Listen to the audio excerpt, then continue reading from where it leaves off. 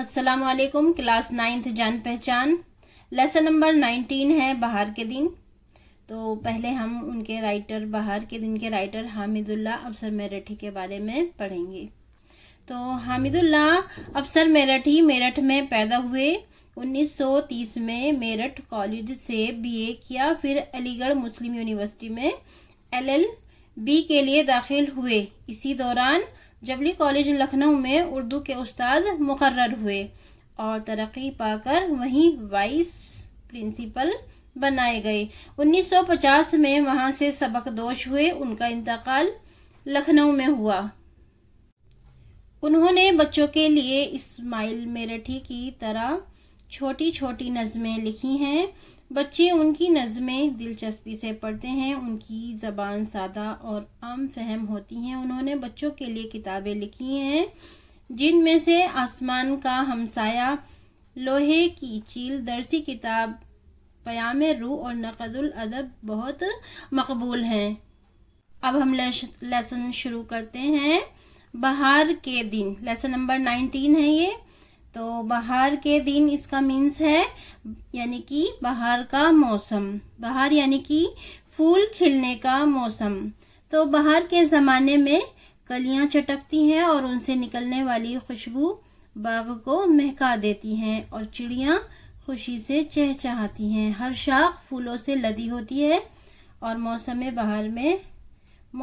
بہار میں ہر شے ہر چیز جو ہے وہ دلکش ہوتی ہے. تو چلیے شروع کرتے ہیں. بہار کے دن یہ مشکل الفاظ کے معنی ہیں. روش یعنی کہ باغ میں کیاریوں کے درمیان کا راستہ. ہر سو یعنی کہ ہر طرف. راحت فضا خوش کرنے والی یا خوشی کو بڑھانے والی، گویا جیسے. بلا کی، غضب کی یا بہت. دل فریب، دل کو اچھا لگنے والا. روح پرور، روح کو خوش کرنے والا. عالم، کیفیت یا منظر. بے خودی، مستی. اب ہم کریں گے نظم کا مرکزی خیال. جب موسم بہار آتا ہے تو اس کا باغوں، پھولوں اور پرندوں پر ہی خوشگوار اثر نہیں ہوتا بلکہ ہر آدمی خوش نظر آتا ہے. موسم بہار راحت افزا ہوتا ہے اور ایسا لگتا ہے کہ جنت کا دروازہ کھل گیا ہے. ذیل کے اقتباس کی تشریح سیاق و سباق کے ساتھ کیجیے. آیا ہے بہار کا زمانہ، کلیوں کے نکھار کے زمانہ. کلیاں کیا کیا چٹک رہی ہیں، کلیاں کیا کیا چٹک رہی ہیں. ساری روشیں مہک رہی ہیں. ہلکی ہلکی یہ ان کی خوشبو، ہلکی ہلکی یہ ان کی خوشبو پھیلی ہوئی ہے چمن میں ہر سو. پھیلی ہوئی ہے چمن میں ہر سو. چڑیاں گاتی ہیں گیت پیارے، سنتے ہیں چمن میں پھول سارے. شاخوں کا بنا لیا ہے جھولا، پھولوں سے لدا ہوا ہے جھولا. پھولوں سے لدا ہوا ہے جھولا. قوم پل ہر ایک ہے کیسی پیاری، سبزی میں چھلک رہی ہے سرخی. کتنی راحت فضا ہوا ہے، گویا جنت کا در کھلا ہے. اب ہم سیاق و سباق کریں گے. یہ اشعار نظم بہار کے دن سے لیا گیا ہے. اس نظم کے شاعر حامد اللہ افسر ہیں. اب ہم تشریح کریں گے. شاعر حامد اللہ افسر کہتے ہیں کہ موسم بہار آ گیا ہے، اب کلیوں پر نکھار ہے. کلیاں چٹک رہی ہیں اور ان کے چٹکنے سے باغ کی روش مہک رہی ہے. ان کلیوں سے نکلنے والی ہلکی ہلکی خوشبو چمن میں ہر طرف پھیلی ہوئی ہے. چڑیاں خوشی سے گا رہی ہیں اور چمن میں ان کا گانا سارے پھول سن رہے ہیں. ہر شاخ پر پھول کھلے ہوئے ہیں. ہوا سے ٹہنیاں لہرا رہی ہیں اور ایسا معلوم ہوتا ہے کہ یہ شاخیں پھول کا جھولا ہے اور وہ ان پر لدے ہوئے جھول رہے ہیں. ہر کومپل تر و تازہ ہے اور اسی لیے اس کی سبزی میں سرخی چھلک رہی ہے۔ بعض درختوں کی کومپلیں جب نکلتی ہیں تو سبز ہوتی ہیں مگر ان کی سبزی میں ہلکا سرخ رنگ بھی نظر آتا ہے۔ شاعر کا اسی طرف اشارہ ہے کہ موسم بہار کی ہوا میں کتنی مستی اور خوشی ہے، بس ایسا لگتا ہے کہ کسی نے جنت کا دروازہ کھول دیا ہے۔ اقتباس سیکنڈ ہے یہ۔ خوش خوش ہر ایک آدمی ہے، ہر شے میں بلا کی دلکشی ہے۔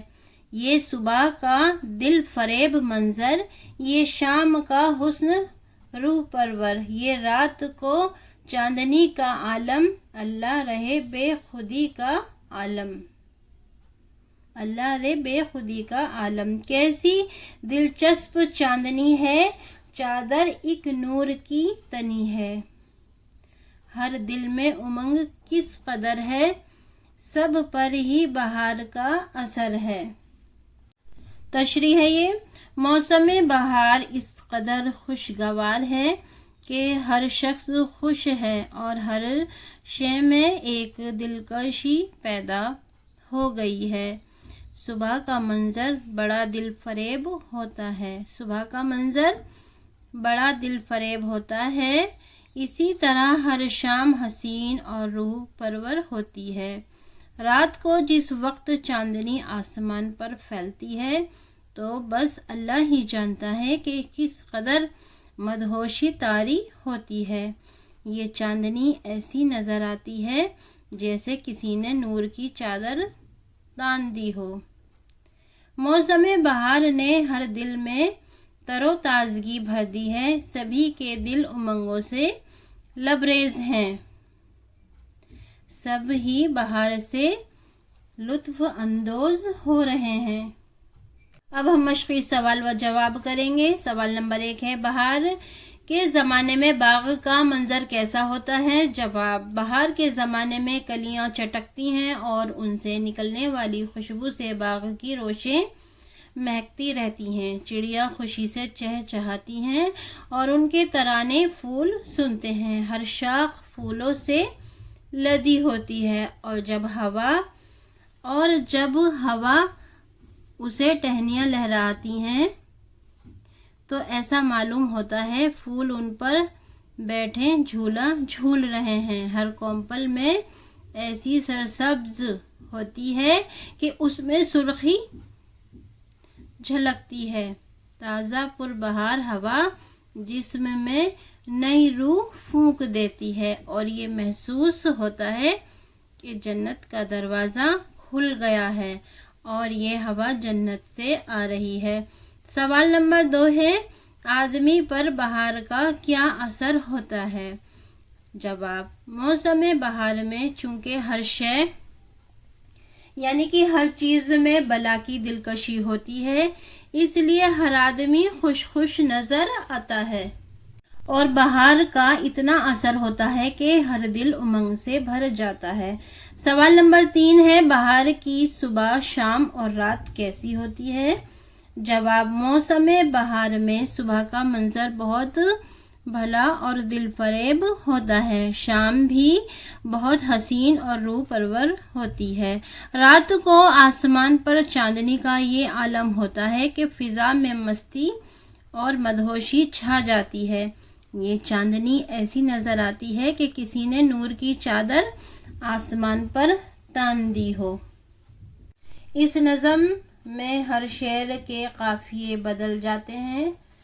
قافیہ شعر کے آخر میں آنے والے ان لفظوں کو کہتے ہیں جن کی آوازیں یکساں ہوتی ہیں، جیسے بہار، نکھار، چٹک، مہک، خوشبو اور ہر سو وغیرہ۔ اس نظم میں ہر شعر کے قافیے یعنی کہ جو شعر کے آخر میں لفظ آتے ہیں ان کو قافیہ کہا جاتا ہے۔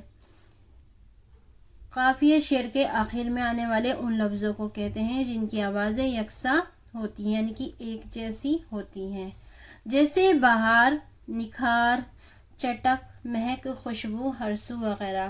قواعد ہے یہ، نظم کے یہ مصرے پڑھیے۔ شاخوں کا بنا لیا ہے جھولا، چادر ایک نور کی تنی ہے۔ ان مصروں میں شاخوں کو جھولے سے اور نور کو چادر سے تشبیہ دی گئی ہے۔ امید کرتی ہوں آپ کو یہ لیسن اچھے سے سمجھ میں آیا ہوگا۔ السلام علیکم۔